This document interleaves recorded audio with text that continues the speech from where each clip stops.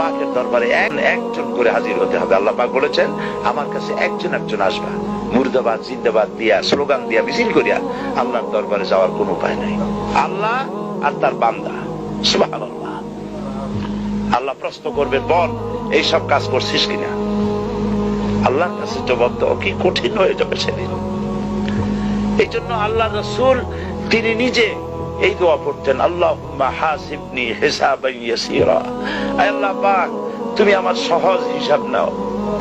তো রাসূলুল্লাহ যদি সহজ হিসাব চান তাহলে আমাদের উপায় কি? আল্লাহ তুমি আমাদের সহজ হিসাব নিও। রাসূলুল্লাহকে প্রশ্ন করা হয়েছে, হুজুর সহজ হিসাব কি? হুজুর বলেছেন আল্লাহ যাকে মাফ করতে চাইবেন তাকে একটা পর্দার আড়ালে নিয়ে যাবেন, জিজ্ঞেস করবেন, এই বান্দা এইসব কাজ করছো?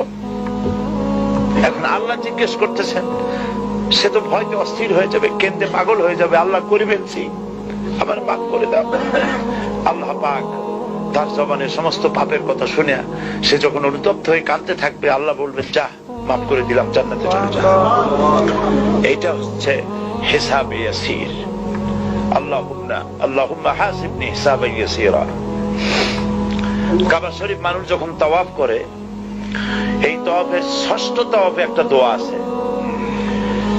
এই দোয়া আমি যখনই পড়ি আমি চোখের পানি রাখতে পারি না। ষষ্ঠ চক্কর একটি দোয়া আছে, দোয়াটা হচ্ছে আল্লাহুম্মা ইন্না আলাইয়া হুকুকান কাসীরান ফীমা বাইনি ওয়া বাইনাক। আয় আমার রব, তোমার সাথে আর আমার সাথে অনেক দেনা পাওনা আছে, আর তোমার বান্দাদের সাথেও আমার অনেক দেনা পাওনা আছে। তা আমি তোমার বান্দাদের কাছে যে বিষয় ঋণী আছি সেই ঋণ পরিশোধের জন্য তুমি আমাকে যোগ্যতা দাও, পরিশোধের তৌফিক দাও। আর আমার কাছে তোমার দেনা আছে, তা আমার কাছে তোমার যে দেনা আছে সব দেনা তুমি শোধ করে দিয়েছো। আমার চোখ দিয়েছো, মুখ দিয়েছো, কান দিয়েছো, স্বাস্থ্য দিয়েছো, বউ দিয়েছো, বাচ্চা দিয়েছো, টাকা দিয়েছো। আমার কাছে সৃষ্টি করে তোমার যা দেনা ছিল তুমি সব তো শোধ করে দিয়েছো, কিন্তু তোমার দেনা তো আমি কিছুই শোধ করতে পারি।